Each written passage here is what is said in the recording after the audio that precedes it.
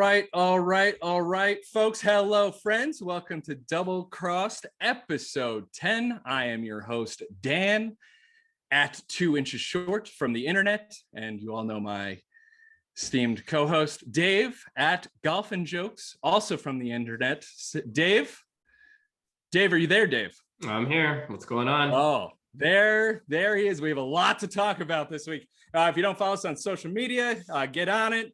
The gram, I think that's Instagram, Twitter. If you're watching us on YouTube, we're also available on Apple Podcasts, Spotify, anywhere podcasts are sold. Thanks again to everyone for the positive feedback, the reviews, the ratings, the subscribes. Just keep clicking those thumbs up, baby. We appreciate it. If you want to help us out, please support the pod. We're just two guys who like golf. That's it. Dave, I wanted to check in with you. We knew that there was a baby on the way. The last time we spoke, you were not a father, and hello, Dad. Yeah, it was how are we doing?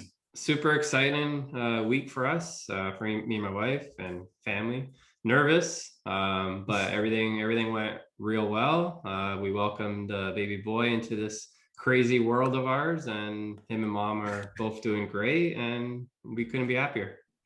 Awesome, man. Well, we are thrilled for you. The Double Cross family, all of the family is thrilled for you. Thank you, appreciate it. Have you gotten much sleep? I mean, have you been how have things been? I mean, I know you were working on your golf game. Well, yeah, I mean, it was about 2 days of pretty much zero sleep. And then that first night at the hospital was pretty rough. But we got home yesterday morning, and last night he was great. Didn't really cry. So last night I can say I got a good night's sleep. So we'll see if that continues. Wonderful. And have you snuck in a couple swings? I mean, I know he's 2 days old. I actually went to the range today. What? There's a range. There's a range right by my house, and I mean her mom is here helping us for a couple of days, so had some free time to get out for a bit. That's incredible. Well, to all of you new dads out there, it is or dads anywhere, it is possible to sneak in a little golf. And coming from I am playing golf this week, so I do have a tee time, possibly 2 lined up, so we'll see how it goes. Is your wife and mother-in-law saints, or is that what's happening here? It's just how it is, God,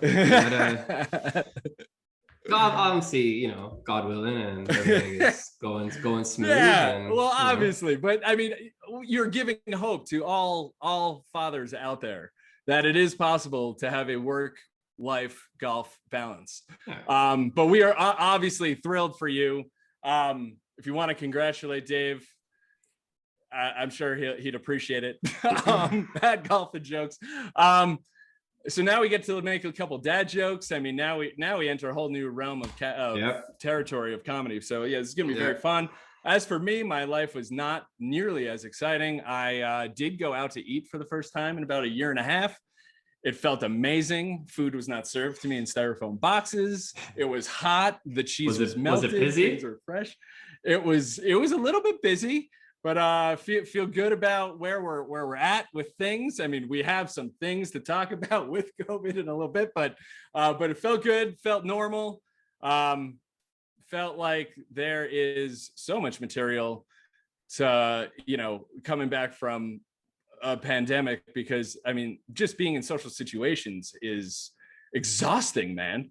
So I don't know. We'll get back into the swing of things, but it felt great to be out. Felt good to eat some quality Mexican. It was that evening, and been out other places as well.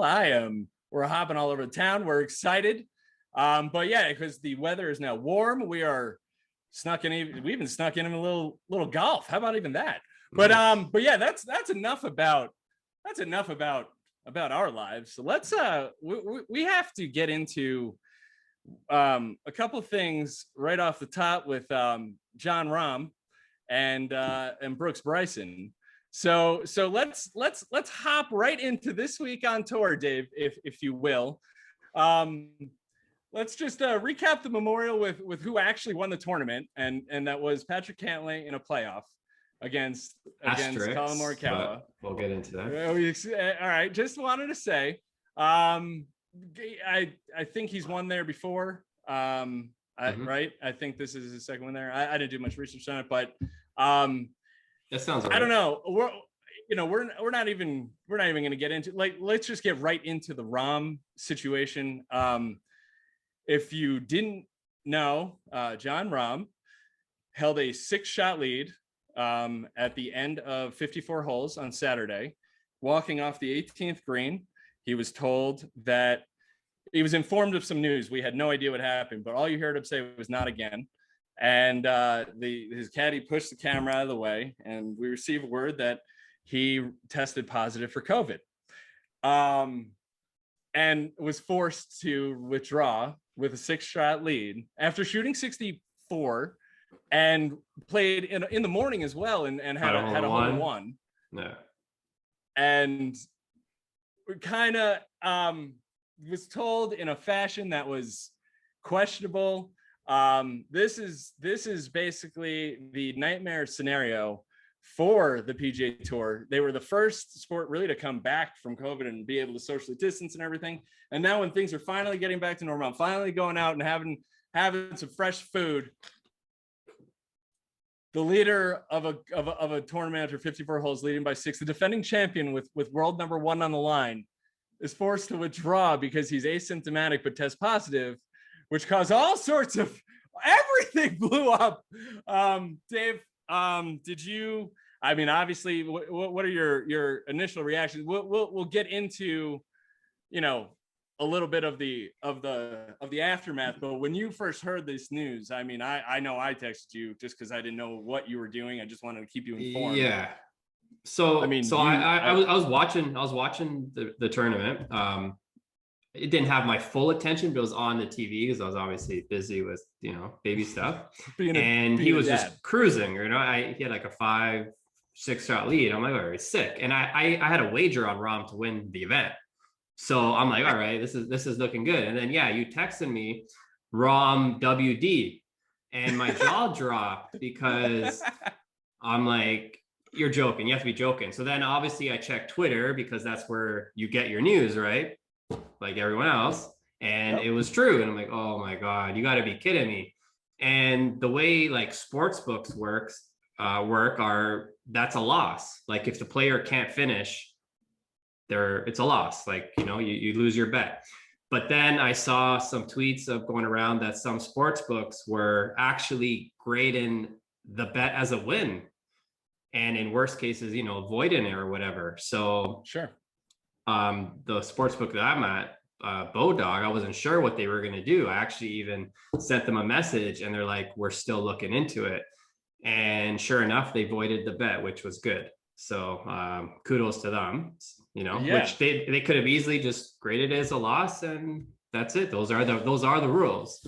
So the fact that they sided with, the players and the whole situation, that was pretty cool. But Cantlay won, which is, it's an asterisk. He did not win the event in my eye.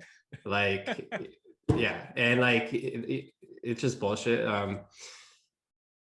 So I don't know if you look at the whole situation, it was just, it was a mess. Like he was asymptomatic. He should have been allowed to play today, whether it be alone, even wearing a mask. Like let the guy finish the round and see what happens. Yeah. I mean, but like the way it unfolded was crazy because like the tour has a policy that they're not testing vaccinated players. Mm-hmm. And this isn't really a debate of whether or not Jon Rahm was vaccinated or not. That's his choice. Like the tour doesn't mandate it. So he was in close contact with somebody, obviously, who had it. And so they were doing the standard testing protocol. But apparently Jon Rahm found out about this close contact, he then took his first shot of the vaccine. I don't know which one he took, but it was the first one. But as we all know, it takes a while for it to start kicking in. And so then we're at a point where now Jon Rahm is being tested every day. He gets tested negative. He tests negative every day until Saturday. And then they ran a secondary test, like a backup test, to make sure it was a false positive. I think it was like from like a 420. I think that's when they got the first test. And then they got the second test to confirm it at like 6:05 or some shit. So he winds up at the same, this was at the same time he's walking off the 18th green after he's defending champion with world number 1 on the line. And he's like walking around there like a boss at Jack's place. And he's just told he's that's it. And I mean, we're talking about, yeah, I mean, $1.68 million that he could have won. I mean, we talked about which, yeah, I'm sure he doesn't care too much about the money. Yeah, it's just he doesn't care. Win, but I mean, right? It's but I mean, it's just the fact that he's a defending champ. But yeah, I mean, there was we didn't. I mean, again, the speculation isn't whether or not it's the fact that he clearly, like when he made that hole-in-one on Saturday morning, and I don't know whether you noticed, but nobody gave him a high five. Like there was no contact at all. Yeah. Meaning to me that like these people, like Colin, I think it was Colin and Xander, or whoever it was, Cantlay. They I'm pretty sure they knew what the deal was. Like they knew just, hey, just keep your distance, and you think so? Everything will be fine because well, they had to have, because they were playing with they were playing with, he knew he was positive for COVID while he was playing, correct? So like I don't know. I don't know. I don't know what the real story was, because it was never mentioned on like well, they didn't talk the broadcast team never had any idea on I thought they were going to talk about it a lot today, but they didn't. They just they're trying to avoid that whole storm, sweep it under the rug as best they could, because I mean plus you had 20,000 fans there, and I mean, I think someone on the PGA Tour vice president senior communications something came out and said like north of 50% of the players are vaccinated. This kind of, I mean, they're not mandating it. It's not, it's a choice. It puts a lot of potentially other people in jeopardy, but at the same time, he's now started the vaccine process. And I mean, to all those, I know it's a really touchy subject, so I don't really want to get into the vaccination thing. I learned that on social media yesterday. But yeah, I think the way that they did it was insane. I mean, in front of everybody. At least right off the green, like, come on, let him at least go inside and. I mean, it's an absolute, I mean, and like we were saying, like I said earlier, I mean, it's just insane that like, we're a year, this should have happened a year ago. This was the thing that we thought was going to happen a year ago, and it didn't, thankfully. And then sure enough, like now we look, everybody knows that like like leader by 6, a defending champ, world number 1 on the line, playing lights out golf, showing no symptoms, where nobody's masks aren't mandated. Like, if I don't know, man, it's just, the whole situation fucking sucks. But I don't know. The tour seems to always put themselves in some very interesting situations. Yeah. I don't know. I don't know how it happens, but it does. I mean, we're going to get into some of their players who definitely push their boundaries a little bit, but yeah, this COVID thing, man, I mean, there was, I don't know, like you said, an asterisk, but I mean, it was, I don't know, Dave. Do you have any? Are you good? You good on the subject? Yeah, I mean, even yesterday I made a couple of memes about it. That Rahm played amazing, 11 birdies, hole-in-one, and he had a deadly virus. Imagine he was healthy, how good he would have shot. Oh, man, dude. And if you read the comments, it was pretty funny. Obviously, I was making a joke about it, but he like I said, he's asymptomatic. Let the dude play. Like, obviously, it's a serious thing and all that, we get that, but I mean, he's asymptomatic. He just played 3 rounds. Let the dude finish it out, whether it be alone, wearing a mask, like whatever you got to do. Yeah, well, unfortunately, the rules are that was their policy, and I mean nobody's above the policy, right? And that's the way. I mean, I think we spoke briefly about, imagine if it was LeBron in Game 7 of the finals. I was like, well, he's gonna make it to the finals first. But imagine if it was Tiger, who was like, imagine that would have been a storm. Which speaking of Tiger, I saw some golf account tweet about what's like a perfect thing in golf, and I responded with a scratch stinger of just Tiger's stingers, and it just like brings a tear to your eye to see how perfect that is. I just wanted to bring that up. We always seem to mention weave in the Tiger everything situation. Like, you always see like, oh, what's your favorite swing on tour? And a lot of people say Adam Scott, or I don't know, Louis Oosthuizen, or I don't know, whoever. Like, they all have phenomenal swings. But me, even though obviously Tiger's my favorite golfer and I'm completely biased, but his swing to me is the nicest swing. Like, I know, it is. Like, and to be honest, it's perfect. To be honest, every iteration, the Butch swing, the Haney swing, the Foley swing, whatever, is a little, but I still, to me, it's just the nicest swing. He just makes it look, I don't know, perfect. Yeah, I know. It's like a video game. Honestly, it's crazy. I was just watching some of his YouTube like lessons. I don't know, it's like my game or my like mind of a major champion or something like that. And dude, it's just like him striping the ball and just making little adjustments, and there's no thought to it. It's just you pick out a target and stripe it, and it's just man, dude. Watching him. I get well soon, Tiger. That's our quick Tiger update. We haven't heard much from him, but we hope he's on the mend, obviously. But what just real quick, locks. I had Colin to win. I just wanted to say that was a close call.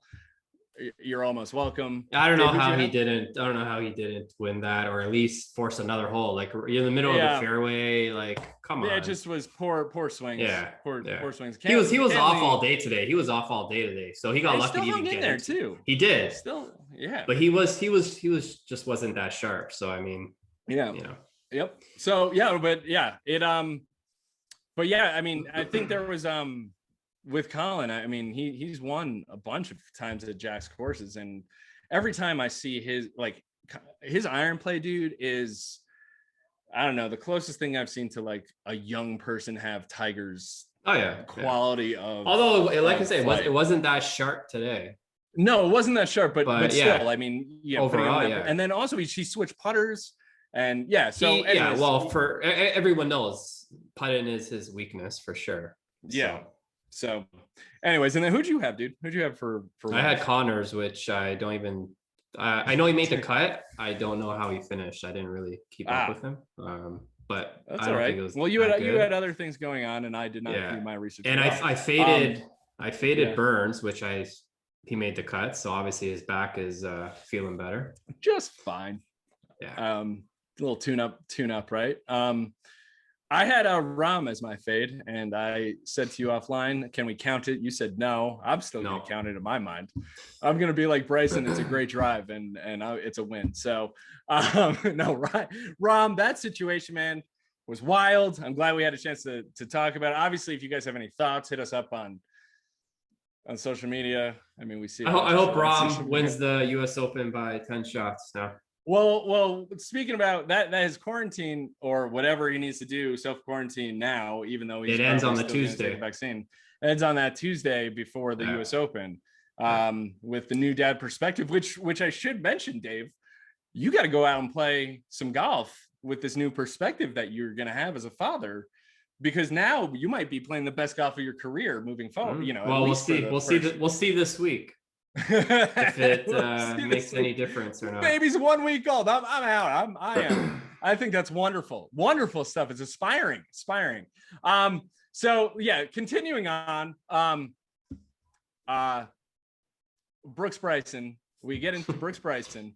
The beef that just keeps coming. The beef that keeps growing. The feud continues.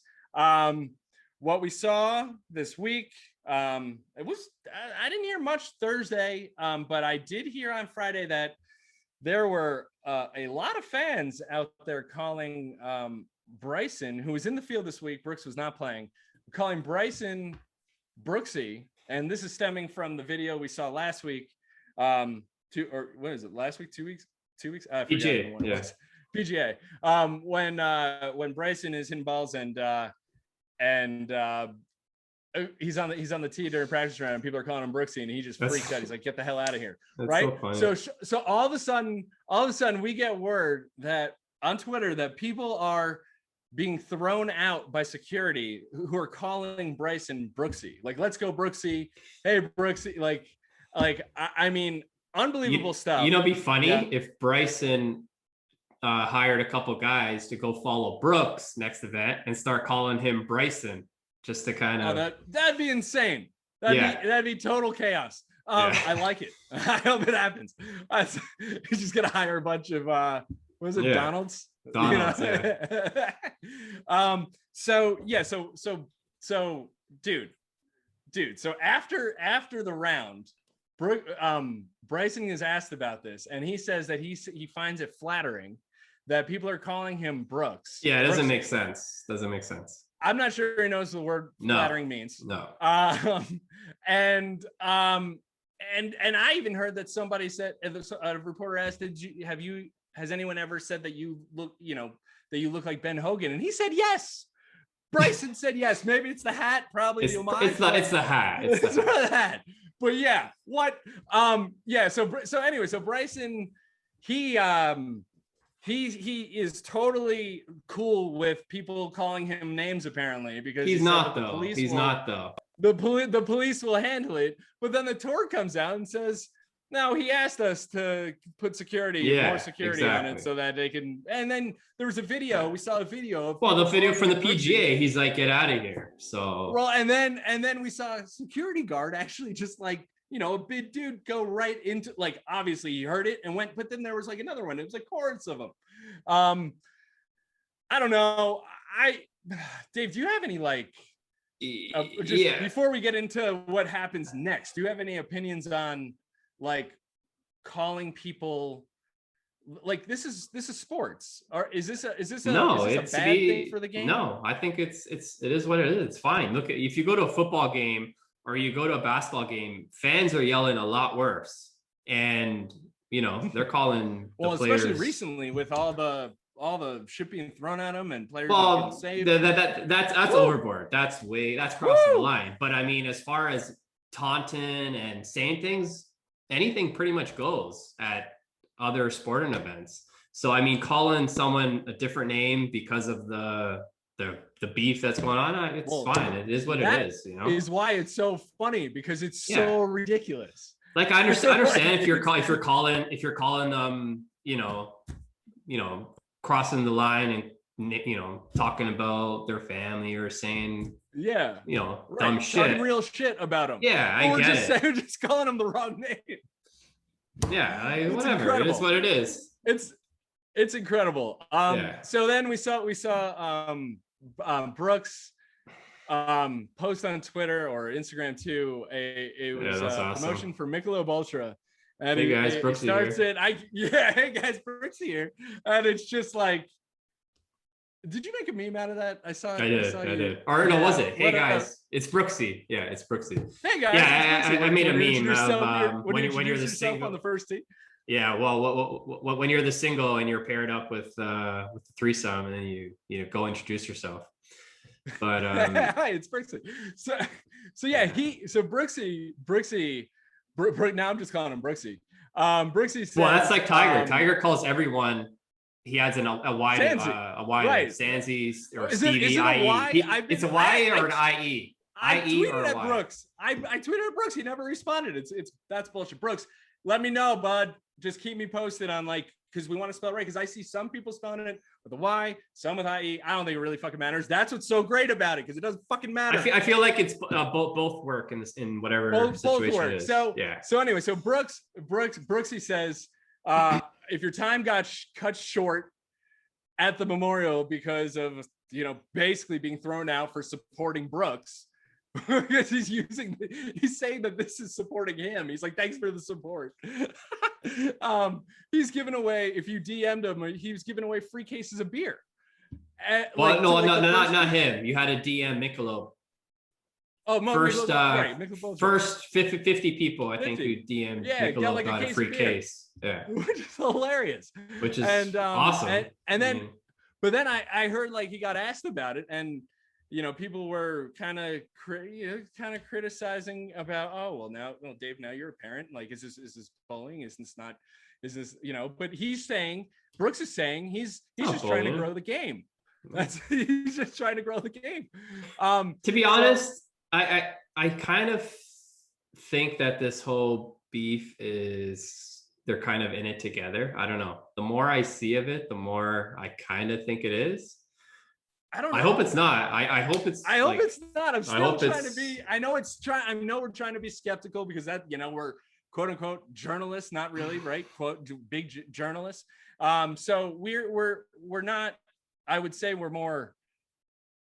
more fans than journalists, and this is what, you know, we think is going on, and as fans, we want to be as aware as we possibly can about what is happening, because Bryson actually went on the record again after his round, I think Saturday, and he said that he got asked about the Brooks situation. He's like, well, the tour needs to handle that now. So he just dumps his whole shit on the tour, and then, which is hilarious in and of itself, and then the very next answer he gets, to explain it further, he's like, well, I'm glad my name is being mentioned because the PIP fund, which, you know, the Player Impact Program. See, that's the thing. The fact that they're so aware of it, I wonder if they've actually talked and like, hey, let's just keep this going now. Like, yeah, I don't know. I hope not. I hope it's like a real fucking beef, and they fucking hate each other's guts. But who knows? We're getting closer to finding out whether they'll be paired together at the U.S. Open. And, hopefully, we'll see. And we'll see what happens. But yeah, obviously, this is coming off of one of the most viral viewed videos in the golf world. With Brooks just absolutely losing. We'll see this week if anything happens. I know Brooks is playing this week. I don't think Bryson is. So we'll see if anything comes this week. With, Bryson's not playing, but Brooks is definitely playing this week. But we'll get into our preview in a little bit, because I just, you know, we continue give us the content. We love it. We hope, just don't make it manufactured. But geez, man, I don't know if you all know my opinion. I mean, I know I am. How could you not like Brooks? I mean, I don't understand. But everyone does have their opinion. Dave, you might not even like anyone. You know. How's your feeling on Brooks, by the way, this week after that was pretty cool. That video that he came out with it was pretty funny. I laughed. So I mean, good. Like I said, I'm flowing. That's what I'm saying. How could anyone not? I just don't understand how like, that's who he is. When Tiger was mauling fields, right? When he just destroyed everyone. No, he gave zero answers, and he got criticized the fuck out of it. Brooks on social media, I think he's cool. He's a troll. He knows how to have a good time. I'm all for that. I just don't really care for him on the golf course or in his post-round interviews. But outside of that, I think he's awesome. It's interesting because it's, you know, most people like what people do inside the ropes or on the court or something, and you respect what he does off the court more than winning 4 majors and not giving a shit. Don't get me wrong, he's he's awesome golfer. No denying that.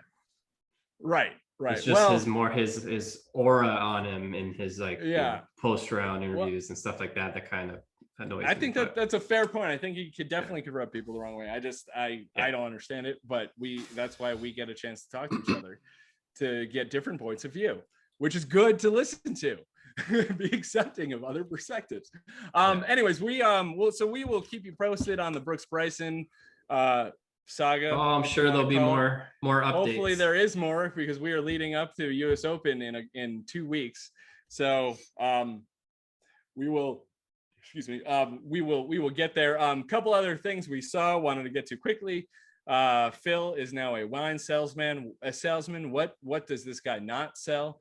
He posted a video of himself on Amy's birthday, his wife's birthday, of him drinking wine out of the Wanamaker trophy.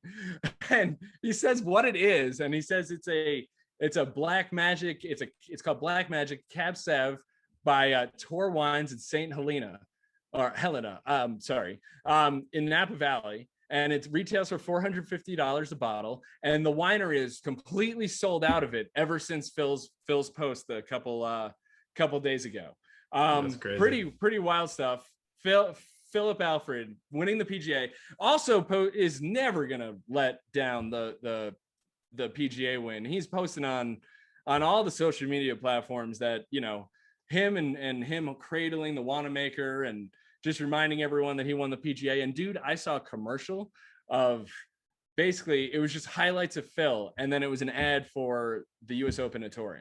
Like, can he complete the career Grand Slam? Like, we're actually talking about Phil winning the career Grand Slam at age 50. I mean, it's gonna be wild. Yeah, between him and Rahm, those are my two. With Tiger on the bench, I mean, this is all we can really ask for, right? Yeah, because to be honest, it could have very easily been pretty boring, no real storylines, just you know. Yeah, but it's awesome. You know, Phil is ridiculous. I mean, I think I compared him. I said someone go pick up my dad. He's drunk. It's 9 a.m. Yeah, it's just ridiculous. Also, always like whenever some putting grip conversation comes into the mix on tour, we saw Xander Schauffele switch to an arm lock style putter for the first time in his career. He went on the record to just say, I see why everyone's using it. It's an advantage. Makes you think. Dave, I think you even got back to someone and said, oh, it's like 5 to 7% of players, but still it is, he's saying it's an advantage. And it's an interesting topic. Do you have any feelings on keeping No, it I mean, legal? it is what it is. It's legal. So until they, I mean, we've had the conversation about what we feel like putting actually is, right? Because then I've seen the conversation shift about, what about cross-handed? And you actually putt cross-handed. I started, and it's like, well, is that a form of anchoring? Because you're kind of leaning it on, you know. But I don't necessarily buy into that, because I've putted cross-handed in my life. I don't know. I just think it's better just to level your shoulder. Like, for me, it's just easier to level your shoulders, right? If that's an easier way to putt for some people. But I don't see it as anchoring. People actually I see people arguing that it is anchoring. Do you think I've never, no, I don't think it is. I've never heard people comparing it to anchoring. Well, these are the people I'm sure there are. They're out there, man.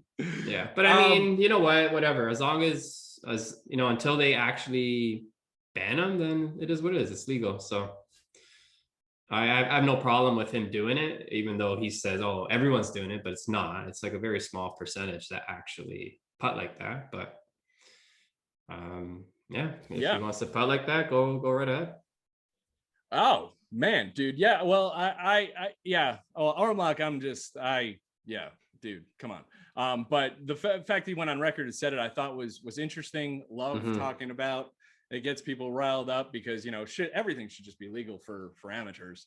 But, you know, well, the poor guy, Xander, he tested so much for his driver too. Apparently, he gets tested all the time. He was on a podcast. Well, he failed. He did, and then ever since that, he still gets tested all the time. He was saying, like, he's like, relax. I'm just trying to hit the ball far. I'm a little guy. Just let me have it, you know? Yeah. Well, I mean, yeah, he's it's these guys are, again, we're playing equipment that our equipment is not their equipment. They're getting no, it's 0%, 1% of like the best face. Yeah, the stuff right? you get at your local golf store is not the same as what they're getting. The same. It's not. I mean, it might look the same, but it's not slightly the same. a little different. But yeah, getting Xander. Hey man, glad we're in the conversation. We'll see what happens with the arm lock conversation, obviously. Also, I saw Rickie was back in the mix. I just wanted to bring him up real quick. For the most part. Saw him wearing shades, basically, even in the clouds. And what we find out is that they are prescription sunglasses. The dude couldn't see past 150 yards. Well, I don't get why he wouldn't just get laser eye surgery or something. I don't know. I mean, I play golf. Or wear contacts. I'm not. I mean, you can wear contacts. I wear contacts. Glasses. You wear contacts. Do you wear glasses as well? I do sometimes. Yeah. Right. So I wear contacts when I go skiing, really, but I used to wear contacts all the time when I was younger. But now I wear glasses. And transition lenses, man. I am chilling on the golf course. But Rickie can see, and it's amazing what happens when you can see. He's like golf. way better. Also, want to just real quick, we have just wrap up some tour news. We have a winner in the LPGA US Open, which was going on during the podcast.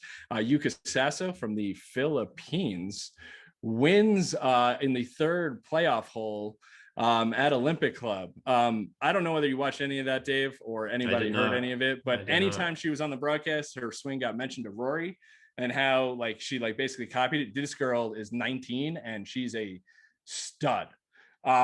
She's great. I mean, I watched a lot of the tournament. It was wonderful.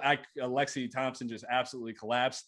It was her 15th US Open, and and she's only 26 years old. Makes you wonder. Sometimes just not meant to be. She's kind of getting the same thing with Phil. Phil status there. Just kind of collapsed on stretch. So congratulations to Yuka Sasso. I mean, she doesn't play very often here, so check out her out. Also on the Korn Ferry Tour, dude Mito Perea secured his tour card, won in a playoff like I said, the Rex Hospital Open and the Korn Ferry Tour. Pretty sweet. European Tour still in progress, so had some Champions Tour stuff. Couldn't really get a chance to check that out, but yeah, man, that wraps up that week, and now we head into this week. We have the Palmetto Championship at Congaree, which is a golf course we have not seen. It is the week before the US Open. It is a quick tune-up, a stop that the PGA Tour added to this super season to fill in, who knows, maybe even for RBC Canada, which probably Canadian Open. It might have been. I'm not sure exactly when that tournament was going to be held, but actually, no. You know what? Usually RBC's after the Open. I don't know if that changed in the last couple of years. Yeah, well, the Memorial's usually during the Memorial, right? Yeah. So, this Congaree Golf Club, which is in South Carolina, Ridgeland, South Carolina, Fazio design, lowlands, pretty. I mean, I don't know if it's similar to Kiawah, but same sort of area, same vibe. It's 30 miles from Hilton Head, north of Savannah. So that's kind of just so you guys have an idea of where it is. Again, Fazio says that this course is a low country version of Shadow Creek, which of course the CJ Cup was held on. Who won the CJ Cup? I forgot. Someone. Kokrak, right? There you go. Yeah. Melbourne style bunkers I was reading. This is kind of built in the spirit of the Heathland courses in Britain, or the Sandbelt in Australia. Should play firm and fast. It's going to be really cool because there's going to be a lot of sand, a lot of carries, a lot of other stuff. It's going to be, apparently, dude, their 8th hole is a 540-yard par 4, which it's like a gigantic carry, and it's up to a raised green. And just so should be so, and from what I was reading, it could rank as one of the hardest holes on the PGA Tour all year. So keep an eye out for that. Field, DJ heads back to South Carolina. That's where he's from. usually plays well there. We'll see if he's got any bit of his game back. Then we have Brooks. Brooks is also playing. Tyrrell Hatton, Matt Fitzpatrick, Sunjay, Harris English, Fleetwood, Kiz. Remember I mentioned the name Garrick Higo to you a couple of weeks ago? He's like number 52 in the world now. He'll be in the field, so check him out. Ian Poulter, Charlie Hoffman. I think Charlie Hoffman and Ian Poulter also got qualified for the US Open because they're in the top 60 in the world. I was talking about Poulter's pants, man. That's what I'm saying. I'm telling, what if Poulter comes shoots some? I can see him playing well in a major. We'll see. He plays well in majors. He doesn't ever really get that final push to come really close to winning, but he plays pretty solid Open, right? We'll see. Yeah. But yeah, so decent field a week before a major. A little tune up for Brooksy. Dave, let's quickly get into locks. We got who you got as your winner at a golf course you've never seen, and probably a tournament you probably are not going to pay much attention to. No, I'm just shooting from the hip here, and I know it's going to be shocking, but I'm going to go with Brooks. I think he's going to build some momentum for the US Open. He's coming off the PGA, which he played great. Obviously, he didn't win. So I think he's probably going to be a little fired up from that loss, and hopefully he talks some more shit on Bryson, play some good golf, and maybe he can get a win going into the US Open and build up even more of a storyline.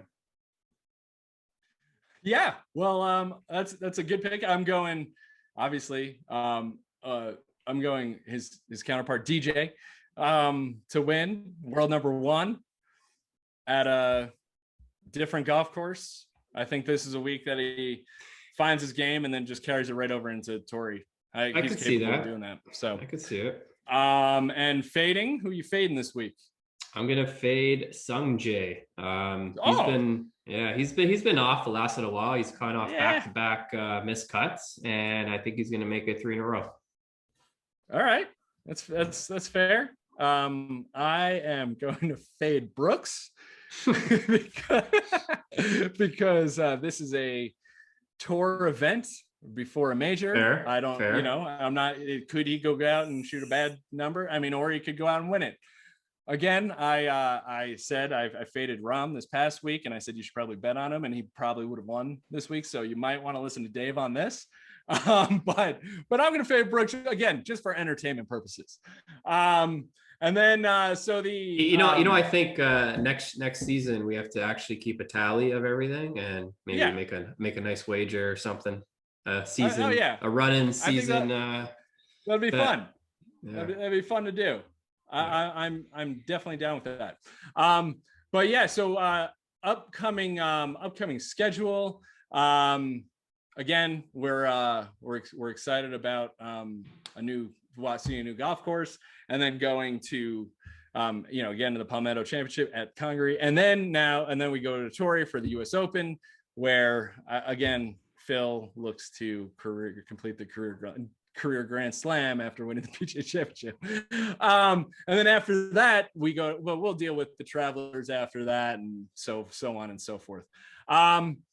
Dave, how you feeling?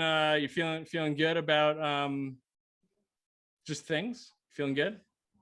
Yeah, everything is been a wild week, but finally happy that's all kind of over, and now we're just back at home and kind of just getting used to this new life as a new dad, phase. So. New phase of life. I was gonna say you're glowing. You got this vibrant aura about you. But yes, please. That's probably just being in the sun light. And getting a little bit of a glow. Being able to be outside. Yeah. But we wish the family the best. Thank you. We're all very, very thrilled for you, and like I was saying, I know it's a huge deal. So, really congratulations, seriously, dude. And so guys, that wraps up episode 10. Episode 10. Thank you for hanging with us until the end. If you have made it this far, we appreciate it. Hit the subscribe button, give us a rating, hit the thumbs up. Do something nice. Help a couple. Help us out. help a couple guys who want to play some golf out. Yeah, again, thanks for checking us out on YouTube, Apple Podcasts, anywhere, Spotify, anywhere podcasts are sold. Follow us on social media. I'm Dan at Too Much is Short. This is Dave at Golf and Jokes. Dave, you have just been double crossed. We are out. Peace.